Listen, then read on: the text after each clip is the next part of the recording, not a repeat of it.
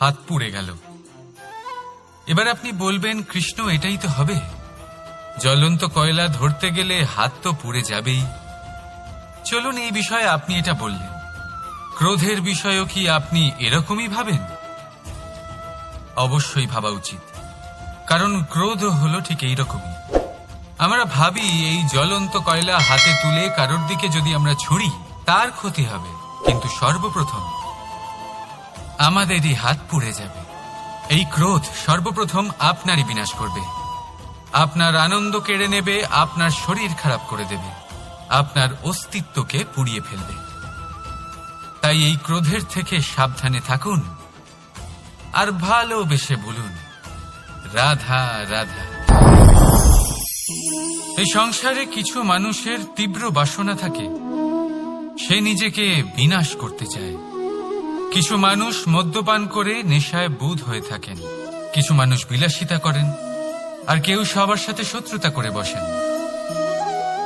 যদি আপনি নিজের বিনাশই চান, তাহলে এইসব করার প্রয়োজনই নেই, শুধু একটু অহংকার পোষণ করুন।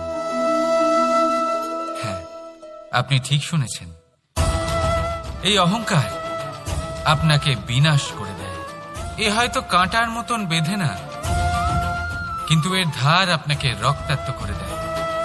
আস্তে আস্তে আপনার প্রিয়জন, আপনার বন্ধু, আপনার আত্মীয়, যাদের আপনি ভালোবাসেন, তাদের সকলকে আপনার থেকে দূরে করে আপনাকে একা করে দেয় এই অহংকার। যদি আপনি এই জীবনে বাঁচতে চান, তাহলে বিনম্র হতে শিখুন। আর যদি আপনি নিজের বিনাশ চান, তাহলে অহংকার পোষণ করতে শিখুন।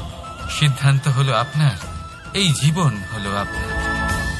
রাধা রাধা। আপনি কখনো কোনো স্বর্ণকারকে দেখেছেন? সোনা তারই হয়, গয়না বানানোর শিল্প তারই হয়।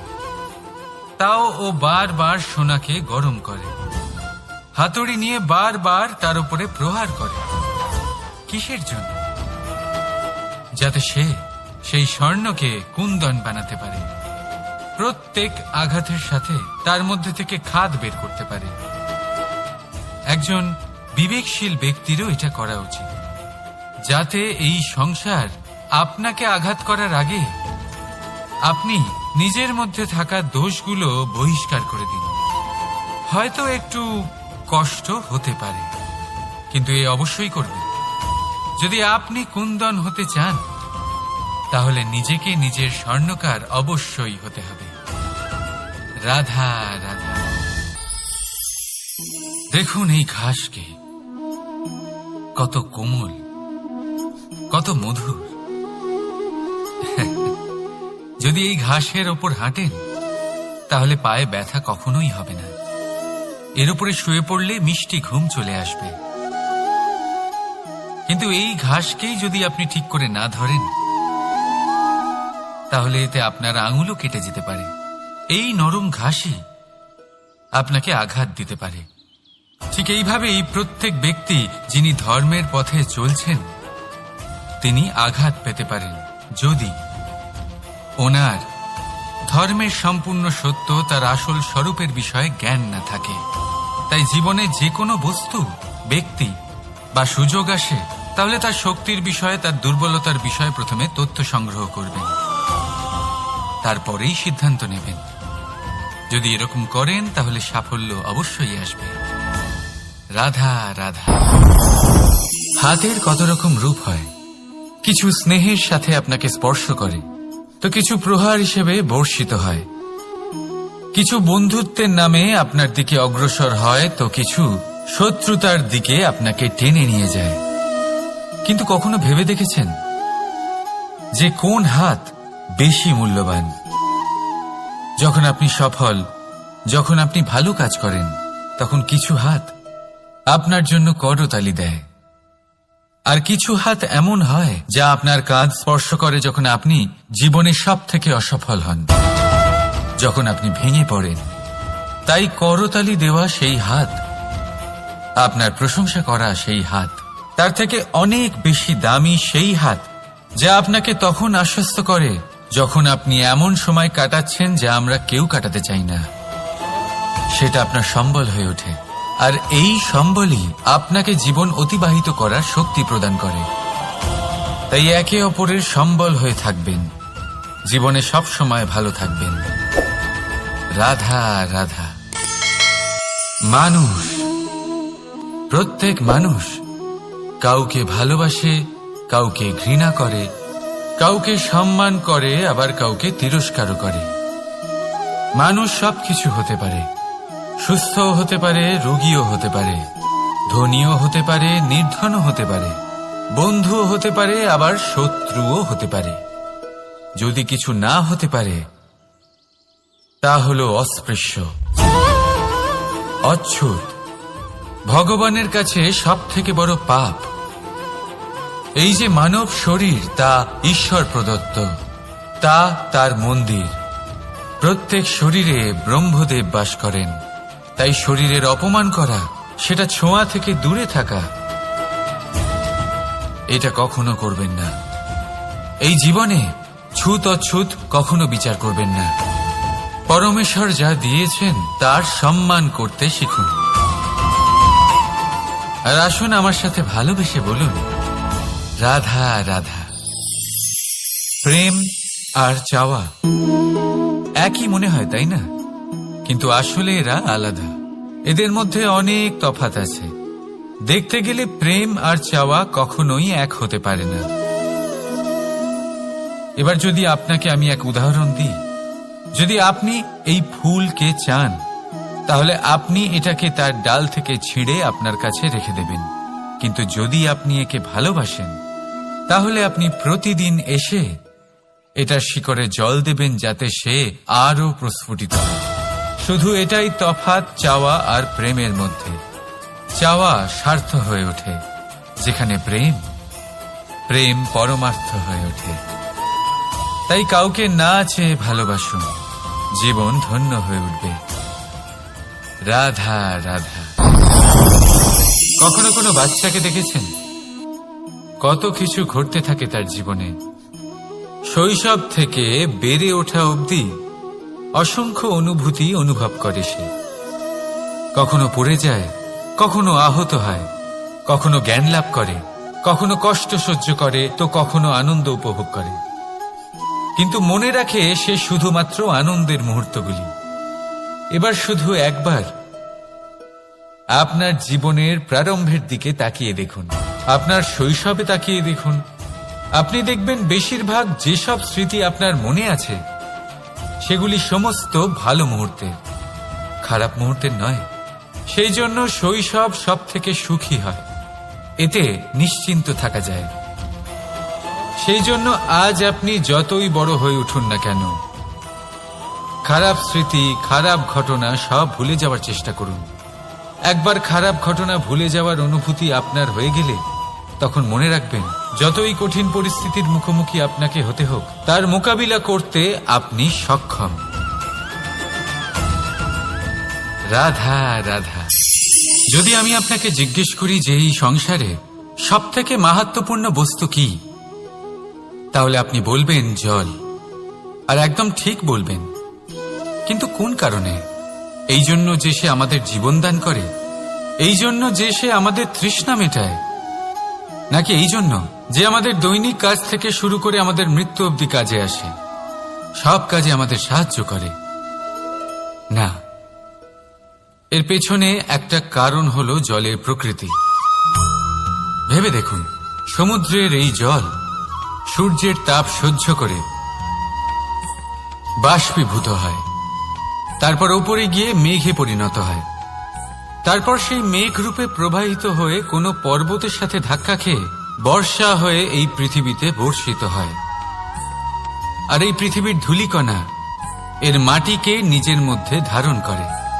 মানুষের দ্বারা, অন্য প্রাণীর দ্বারা যে ময়লা ছড়িয়ে পড়েছে তাকে নিজের মধ্যে ধারণ করে, আর তারপর ফের অগ্রসর হয়ে পড়ে সমুদ্রের দিকে, সমুদ্রে মিশে যায়। কিন্তু তবুও আবার বাষ্পীভূত হওয়ার সময় সেই ময়লাকে সে সেখানেই ফেলে যায়, সেই ময়লাকে নিজের সাথে নিয়ে যায় না। ব্যাস, এটাই জলের প্রকৃতি, যা তাকে মহান করে তোলে।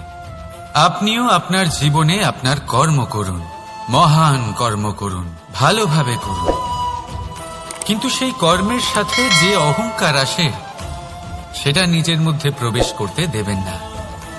তার থেকে ওপরে উঠুন। আপনি নিজেকে জলের মতো হালকা অনুভব করবেন। রাধা রাধা।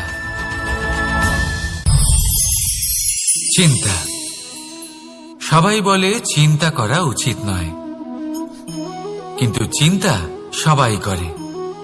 যিনি বৃদ্ধ ব্যক্তি হন তিনি নিজের অতীতের সাথে বর্তমানের তুলনা করে চিন্তিত থাকেন।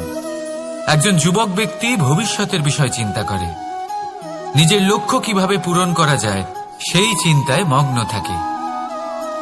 শুধু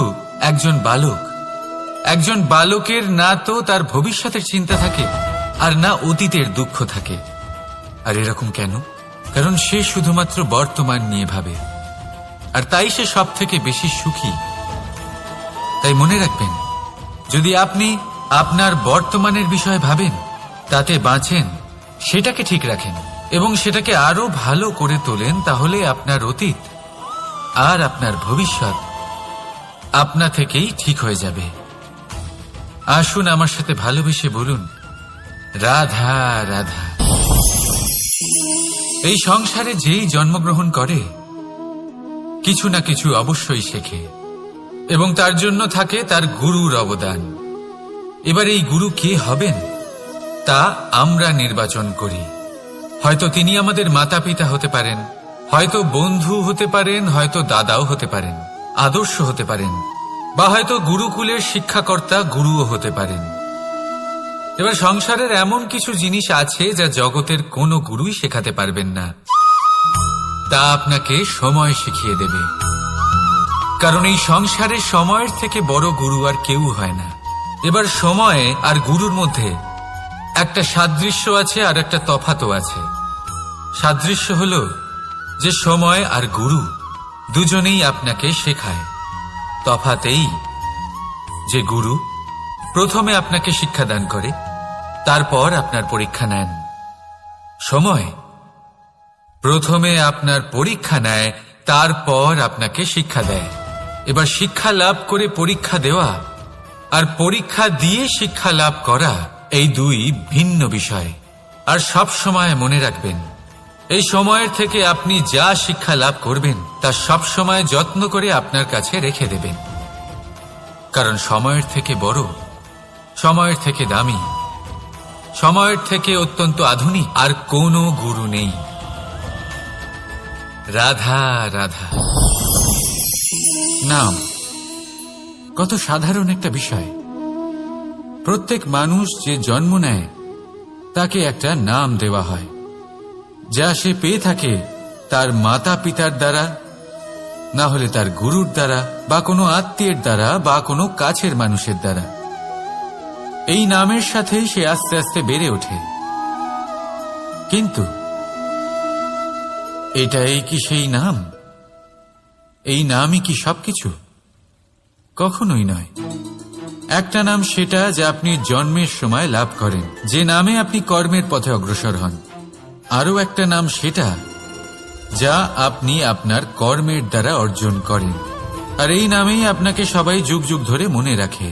আপনার আসল নাম সেটা নয় যা আপনাকে জন্মের সময় দেওয়া হয়েছিল। আপনার আসল নাম সেটা যেটা আপনি আপনার কর্ম দ্বারা লাভ করেছেন। কারণ সেই লাভের পেছনে প্রচুর প্রয়াস লুকিয়ে থাকে, অনেক পরিশ্রম লুকিয়ে থাকে। কিন্তু যদি আপনি চান যে মানুষ আপনার নাম মনে রাখে, তাহলে আপনাকে কর্মের পথে অগ্রসর হতেই হবে। শুভ কর্ম করতে হবে, অনর্গল চেষ্টা করে যেতে হবে, মহান কাজ করতে হবে। আর বিশ্বাস করুন, আপনি একটা মহান নামের ফল অবশ্যই লাভ করবেন। রাধা রাধা। মানুষ এক সামাজিক প্রাণী। সমাজে ঘোরাফেরা করে, অন্য মানুষ খুঁজে বেড়ায়, সম্পর্ক তৈরি করে, সেটাকে গড়ে তোলে, সুখ দান করে, সুখ লাভ করে, নিজের দুঃখকে কম করে। কিন্তু একটা জিনিস সে বোঝে না, কোন ব্যক্তি আপন আর কোন ব্যক্তি পর। দেখুন, আপন সে নয় যে সুখের সময় আপনার সাথে থাকে। আপন সে যে দুঃখের সময়ে শুরু থেকে শেষ অবধি আপনার সঙ্গে থাকে।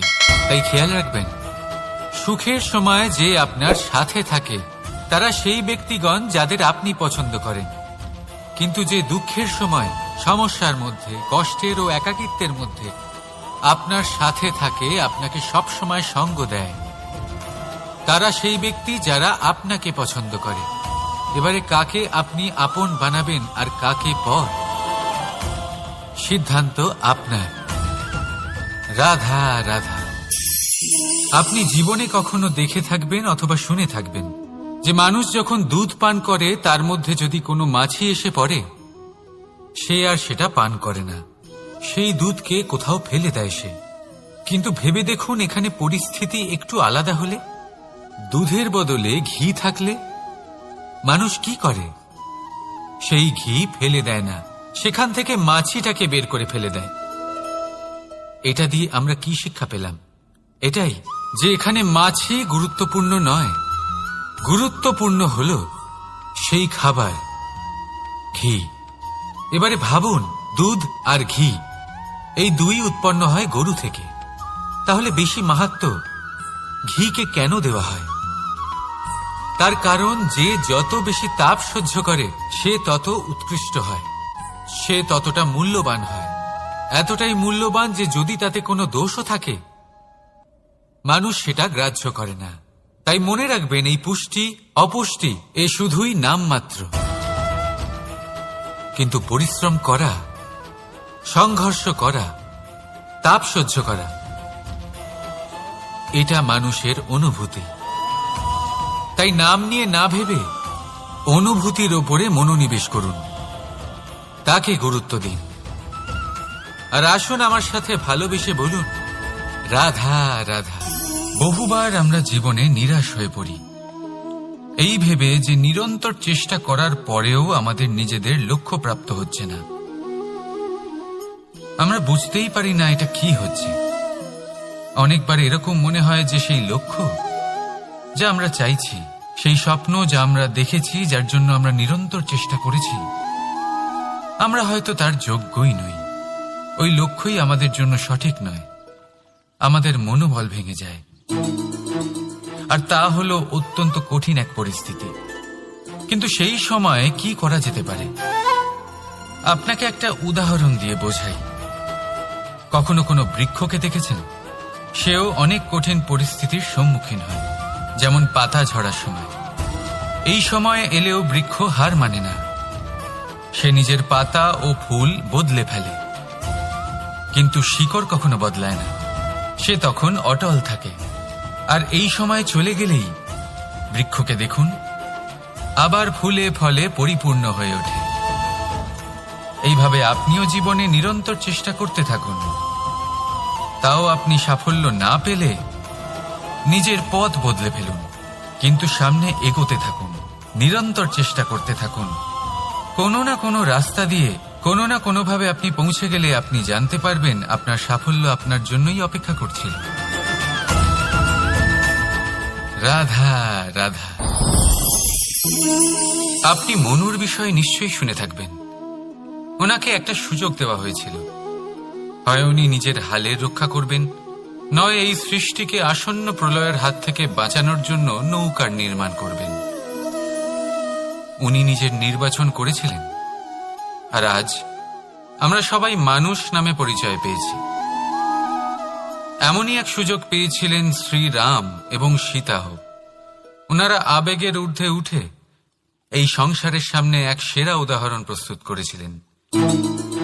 এরকমই এক সুযোগ পেয়েছিলেন রাবণও, এরকমই এক সুযোগ পেয়েছিলেন কংস। একটা সুযোগ, অন্যায়ের পথ ত্যাগ করে সত্যের পথে চলার। ওনারা সেই সুযোগ ত্যাগ করলেন এবং ওনাদের এই সংসার ত্যাগ করতে হল। একটা অত্যন্ত গুরুত্বপূর্ণ কথা মনে রাখবেন, সুযোগ এই শব্দ যতটাই ছোট, এটা জীবনে আসেও ততটাই কম সময়ের জন্য। এবার এই সুযোগের আপনি কি করবেন? এর সদ্ব্যবহার করে নিজের নাম প্রকাশিত করবেন, এই সংসারে ইতিহাসে নিজের নাম অমর করবেন, নাকি অসফল হওয়ার উদাহরণ হয়ে উঠবেন, সেই সিদ্ধান্ত হলো আপনার। রাধা রাধা। স্বপ্ন, স্বপ্ন এই শব্দ আমাদের জীবনে কতটা গুরুত্বপূর্ণ হয়। কিছু স্বপ্ন এমন হয় যে আমরা রাতের মিষ্টি ঘুমের মধ্যে দেখি, তো কিছু স্বপ্ন আমরা খোলা চোখেই দেখি। কিছু স্বপ্ন আমাদের শান্তির ঘুম দেয়, আবার কিছু স্বপ্ন আমাদের ঘুমোতেই দেয় না। এবার খোলা চোখে দেখা এই স্বপ্ন ছোট হতে পারে বা বড়, কিন্তু এর সাথে যুক্ত থাকে সাফল্য। এবার আপনাকে একটা কথা বোঝাই, এই হলো আমার স্বপ্ন, এই হলো সাফল্য। এবার এদের মধ্যে যোগসূত্র হলো বাধা বিপত্তি। তাহলে যত বড় স্বপ্ন হবে ততই বড় বাধা, যত বড় বাধা বিপত্তি ততই বড় সাফল্য। মনে রাখবেন, আকাশে সব থেকে উঁচুতে ওড়ার জন্য বাজ পাখিকে মেঘের ওপর দিয়ে উড়তে হয়। তাই এই বাধা বিপত্তির থেকে দূরে পালাবেন না। অবশ্যই এ হলো সেই বাধা বিপত্তি যার থেকে সংসার দূরে পালাতে চায়। এই সেই অসুবিধা যা আমাদের জীবনে যাতে না আসে সেজন্য লোকে প্রার্থনা করে। কিন্তু এই সেই বাধা যার সম্মুখীন হয়ে আপনার সাফল্য প্রাপ্তি হবে, আপনি আপনার লক্ষ্যে পৌঁছতে পারবেন। তাহলে আসুন আমার সাথে ভালোবেসে বলুন রাধা রাধা। প্রসন্নতা, এই প্রসন্নতা এমন কোন অনুভূতি নয় যা সৃষ্টিতে শুরু থেকেই ছিল। প্রসন্নতা হলো এমন এক অনুভূতি যা আপনাকে নিজের কর্মের দ্বারা অর্জন করতে হয়, আর যত অন্যকে দেবেন ততই তা অঙ্কুরিত হবে। অর্থাৎ যতটা প্রসন্নতা অন্যকে দিতে পারবেন ততটাই প্রসন্নতা নিজে চলে আপনার কাছে আসবে। এবার আপনি বলবেন, এ তো অত্যন্ত কঠিন কাজ, এ কিভাবে সম্ভব হবে? সবাইকে প্রসন্ন রাখা তো স্বয়ং মহাদেবেরও সাধ্য নয়। আমরা তো হলাম সাধারণ মানুষ, এ কিভাবে হতে পারে? চলুন আপনার এই কথা আমি মেনে নিলাম। সবাইকে প্রসন্ন রাখা সম্ভব নয়, এটা 100% সত্যি কথা। কিন্তু আমরা চেষ্টা তো করতেই পারি যে প্রসন্নতা না হোক, আমরা যেন কাউকে দুঃখ না দিই। এটা তো আমরা করতেই পারি। যত এই দুঃখ দূর হবে ততটাই সুখ ছড়িয়ে পড়বে, আর যত এই সুখ ছড়িয়ে পড়বে ততই বাড়বে এই প্রসন্নতা। তাহলে আসুন এই প্রসন্নতার সাথেই বলুন রাধা রাধা। ভাগ্য, সময় ও কর্ম। দেখতে গেলে আমরা সবাই এই তিনটি শব্দের সাথে খুব ভালোভাবে পরিচিত। হয়তো আমাদের জীবনে আমরা এই তিনটি শব্দের প্রয়োগ অবশ্যই করে থাকি। দেখতে গেলে এই বিষয়ে প্রত্যেক ব্যক্তির দৃষ্টিভঙ্গি আলাদা। কেউ বলে সময়ই হলো সেই মাধ্যম যা ভাগ্য বানায়, কেউ বলে ভাগ্যই হলো সেই যা সময়কে বদলে দেয়, কেউ বলে ভাগ্য এবং কর্ম এই দুই একই দাঁড়িপাল্লার দুই দিক। যদি আপনাকে সত্যিটা বোঝায় তাহলে ঠিক এইভাবে বোঝাবো। মনুষ্য জন্ম লাভ করা, মানুষ রূপে জন্মগ্রহণ করা, এটি ভাগ্যের হাতে থাকে। মৃত্যুকে প্রাপ্তি করা সময়ের হাতে থাকে। এই দুটি আমাদের হাতে নেই। কিন্তু মৃত্যুর পরেও চিরকালের জন্য অমর হয়ে থাকা, লোকের হৃদয়ে বসবাস করা, এটি অবশ্যই আমাদের হাতে আছে। আর এই আমরা অর্জন করতে পারি শুধুমাত্র আমাদের কর্মের দ্বারা। অর্থাৎ কর্মই হলো সব কিছুর আধার। তাহলে এর থেকে কখনো বিচলিত হবেন না। শ্রেষ্ঠ কাজটা করতে থাকুন আর আমার সাথে ভালোবেসে বলুন রাধা রাধা। সংসারের সব থেকে মারাত্মক প্রাণী কে? কেউ বলবে বাঘ, কেউ বলবে সিংহ, কেউ বলবে সাপ। না, সংসারের সব থেকে মারাত্মক প্রাণী হল একজন ভণ্ড মিত্র। অন্য সমস্ত পশুরা শুধু আপনার শারীরিক ক্ষতি করতে পারে, কিন্তু একজন ভণ্ড বন্ধু আপনার বুদ্ধির বিনাশ করতে পারে, আপনার বিবেকের বিনাশ করতে পারে, ভাবনা চিন্তা করার ক্ষমতা কেড়ে নিতে পারে। একজন ভণ্ড বন্ধু আপনার জীবনকে নষ্ট ও ভ্রষ্ট করে দিতে পারে। তার মধ্যে এত ক্ষমতা থাকে যে সে আপনাকে এমন পতনের পাকে ফেলে দেবে যে সেখান থেকে বেরোনো প্রায় অসম্ভব হতে পারে। আর যখন আপনি সত্যিটা বুঝতে পারবেন, আপনার মধ্যে জাগ্রত হবে প্রতিশোধের ভাবনা, যা কিনা সবার আগে আপনাকেই বিনাশ করবে। তাই জীবনে ভণ্ড বন্ধুর থেকে সাবধানে থাকুন। আর বিশ্বাস, এই বিশ্বাস মানুষের ওপরে ভেবে চিন্তেই করুন। আর আসুন আমার সাথে ভালোবেসে বলুন, রাধা রাধা।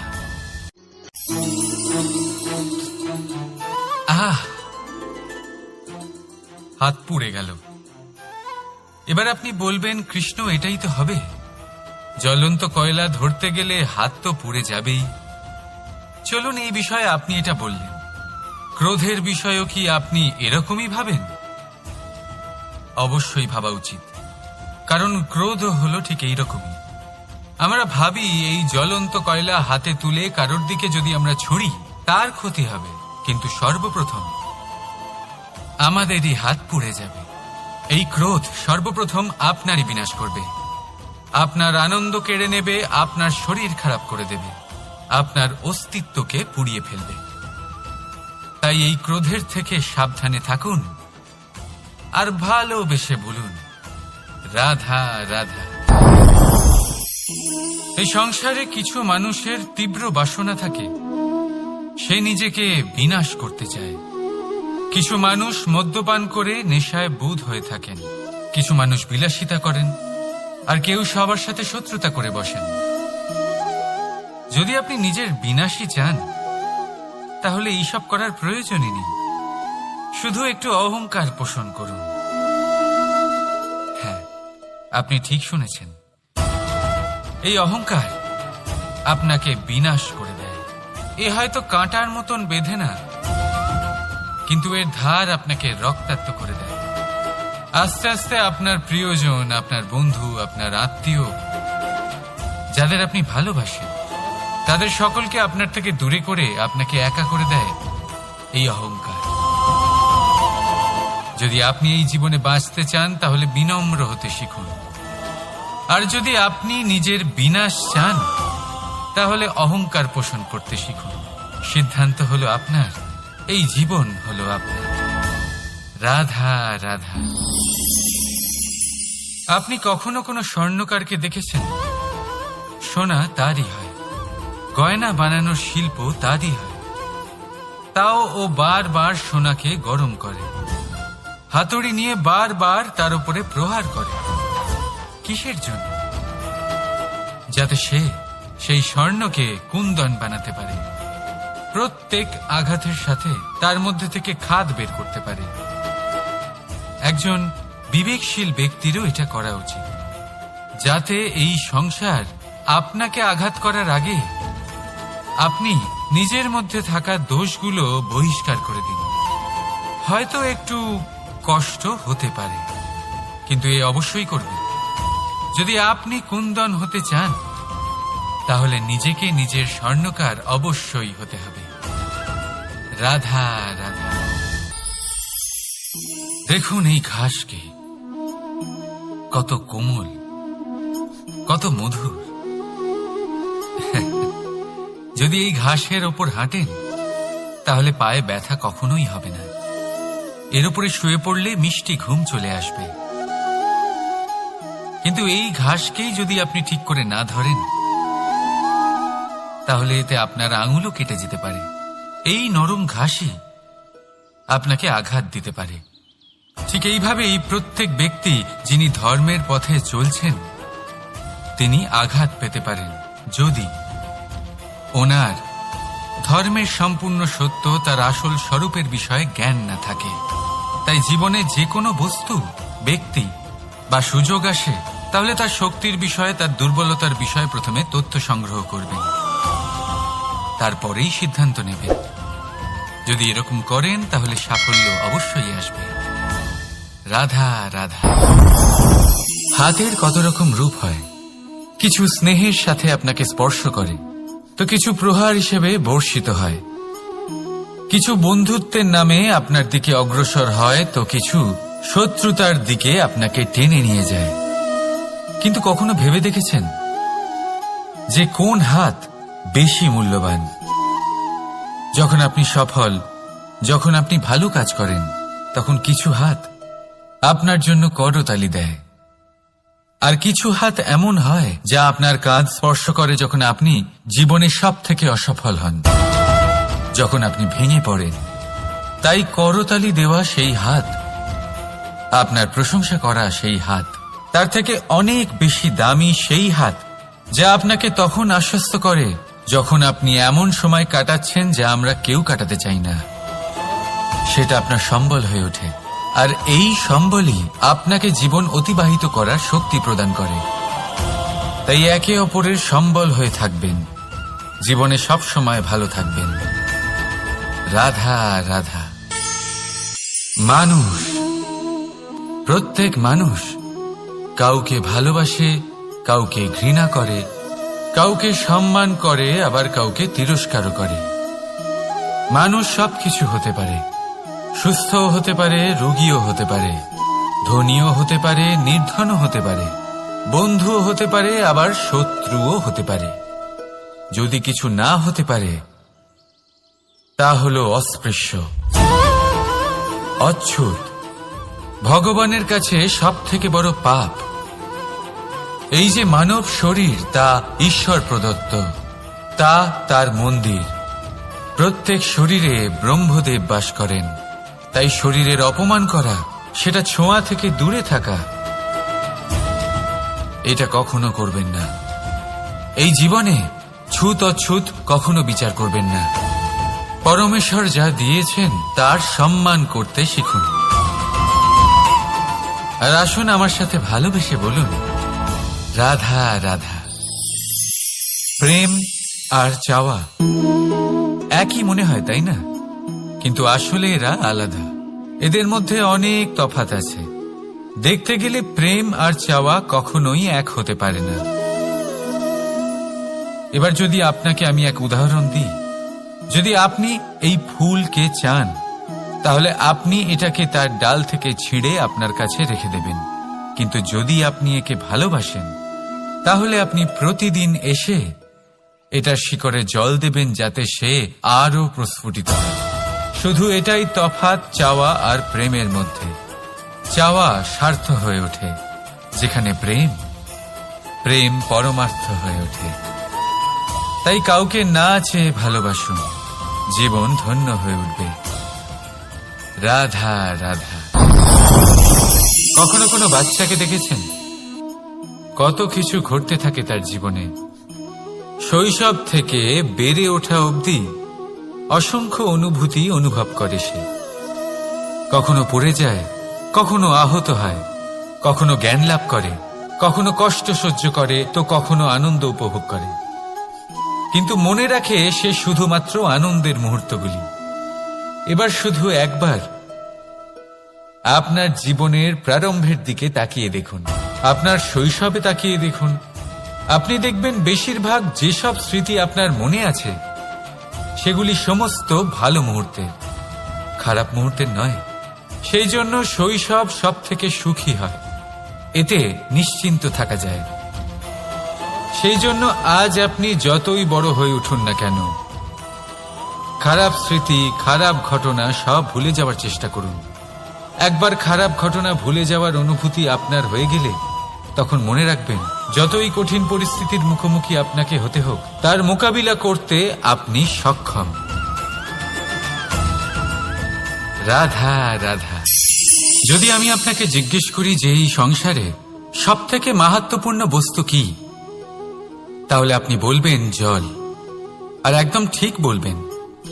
কিন্তু কোন কারণে? এই জন্য যে সে আমাদের জীবন দান করে? এই জন্য যে সে আমাদের তৃষ্ণা মেটায়? নাকি এই জন্য যে আমাদের দৈনিক কাজ থেকে শুরু করে আমাদের মৃত্যু অবধি কাজে আসে? সব কাজে আমাদের সাহায্য করে না, এর পেছনে একটা কারণ হলো জলের প্রকৃতি। ভেবে দেখুন, সমুদ্রের এই জল সূর্যের তাপ সহ্য করে বাষ্পীভূত হয়, তারপর উপরে গিয়ে মেঘে পরিণত হয়, তারপর সেই মেঘ রূপে প্রবাহিত হয়ে কোনো পর্বতের সাথে ধাক্কা খেয়ে বর্ষা হয়ে এই পৃথিবীতে বর্ষিত হয়। আর এই পৃথিবীর ধূলিকণা এর মাটিকে নিজের মধ্যে ধারণ করে। মানুষের দ্বারা, অন্য প্রাণীর দ্বারা যে ময়লা ছড়িয়ে পড়েছে তাকে নিজের মধ্যে ধারণ করে, আর তারপর ফের অগ্রসর হয়ে পড়ে সমুদ্রের দিকে, সমুদ্রে মিশে যায়। কিন্তু তবুও আবার বাষ্পীভূত হওয়ার সময় সেই ময়লাকে সে সেখানেই ফেলে যায়, সেই ময়লাকে নিজের সাথে নিয়ে যায় না। ব্যাস, এটাই জলের প্রকৃতি, যা তাকে মহান করে তোলে। আপনিও আপনার জীবনে আপনার কর্ম করুন, মহান কর্ম করুন, ভালোভাবে করুন, কিন্তু সেই কর্মের সাথে যে অহংকার আসে সেটা নিজের মধ্যে প্রবেশ করতে দেবেন না। তার থেকে ওপরে উঠুন, আপনি নিজেকে জলের মতো হালকা অনুভব করবেন। রাধা রাধা। চিন্তা। সবাই বলে চিন্তা করা উচিত নয়, কিন্তু চিন্তা সবাই করে। যিনি বৃদ্ধ ব্যক্তি হন তিনি নিজের অতীতের সাথে বর্তমানের তুলনা করে চিন্তিত থাকেন। একজন যুবক ব্যক্তি ভবিষ্যতের বিষয় চিন্তা করে, নিজের লক্ষ্য কিভাবে পূরণ করা যায় সেই চিন্তায় মগ্ন থাকে। শুধু একজন বালকের না তো তার ভবিষ্যতের চিন্তা থাকে আর না অতীতের দুঃখ থাকে। আর এরকম কেন? কারণ সে শুধুমাত্র বর্তমান নিয়ে ভাবে, আর তাই সে সব থেকে বেশি সুখী। তাই মনে রাখবেন, যদি আপনি আপনার বর্তমানের বিষয়ে ভাবেন, তাতে বাঁচেন, সেটাকে ঠিক রাখেন এবং সেটাকে আরো ভালো করে তোলেন, তাহলে আপনার অতীত আর আপনার ভবিষ্যৎ আপনা থেকেই ঠিক হয়ে যাবে। আসুন আমার সাথে ভালোবেসে বলুন, রাধা রাধা। এই সংসারে যেই জন্মগ্রহণ করে কিছু না কিছু অবশ্যই শেখে, এবং তার জন্য থাকে তার গুরুর অবদান। এবার এই গুরু কে হবেন তা আমরা নির্বাচন করি। হয়তো তিনি আমাদের মাতা পিতা হতে পারেন, হয়তো বন্ধু হতে পারেন, হয়তো দাদাও হতে পারেন, আদর্শ হতে পারেন, বা হয়তো গুরুকুলের শিক্ষাকর্তা গুরুও হতে পারেন। এবার সংসারের এমন কিছু জিনিস আছে যা জগতের কোনো গুরুই শেখাতে পারবেন না, তা আপনাকে সময় শিখিয়ে দেবে। কারণ এই সংসারে সময়ের থেকে বড় গুরু আর কেউ হয় না। এবার সময় আর গুরুর মধ্যে একটা সাদৃশ্য আছে আর একটা তফাতও আছে। সাদৃশ্য হলো যে সময় আর গুরু দুজনেই আপনাকে শেখায়। তফাৎ এই যে গুরু প্রথমে আপনাকে শিক্ষাদান করে, তারপর আপনার পরীক্ষা নেন। সময় প্রথমে আপনার পরীক্ষা নেয়, তারপর আপনাকে শিক্ষা দেয়। এবার শিক্ষা লাভ করে পরীক্ষা দেওয়া আর পরীক্ষা দিয়ে শিক্ষা লাভ করা এই দুই ভিন্ন বিষয়। আর সব সময় মনে রাখবেন, এই সময়ের থেকে আপনি যা শিক্ষা লাভ করবেন তা সব সময় যত্ন করে আপনার কাছে রেখে দেবেন। কারণ সময়ের থেকে বড়, সময়ের থেকে দামি, সময়ের থেকে অত্যন্ত আধুনিক আর কোনো গুরু নেই। রাধা রাধা। নাম কত সাধারণ একটা বিষয়। প্রত্যেক মানুষ যে জন্ম নেয় তাকে একটা নাম দেওয়া হয়, যা সে পেয়ে থাকে তার মাতা পিতার দ্বারা, না হলে তার গুরুর দ্বারা, বা কোনো আত্মীয়ের দ্বারা, বা কোনো কাছের মানুষের দ্বারা। এই নামের সাথেই সে আস্তে আস্তে বেড়ে ওঠে। কিন্তু এটাই কি সেই নাম? এই নামই কি সবকিছু? কখনোই নয়। একটা নাম সেটা যা আপনি জন্মের সময় লাভ করেন, যে নামে আপনি কর্মের পথে অগ্রসর হন। আরও একটা নাম সেটা যা আপনি আপনার কর্মের দ্বারা অর্জন করেন, আর এই নামেই আপনাকে সবাই যুগ যুগ ধরে মনে রাখে। আপনার আসল নাম সেটা নয় যা আপনাকে জন্মের সময় দেওয়া হয়েছিল, আপনার আসল নাম সেটা যেটা আপনি আপনার কর্ম দ্বারা লাভ করেছেন, কারণ সেই লাভের পেছনে প্রচুর প্রয়াস লুকিয়ে থাকে, অনেক পরিশ্রম লুকিয়ে থাকে। কিন্তু যদি আপনি চান যে মানুষ আপনার নাম মনে রাখে, তাহলে আপনাকে কর্মের পথে অগ্রসর হতেই হবে, শুভ কর্ম করতে হবে, অনর্গল চেষ্টা করে যেতে হবে, মহান কাজ করতে হবে। আর বিশ্বাস করুন, আপনি একটা মহান নামের ফল অবশ্যই লাভ করবেন। রাধা রাধা।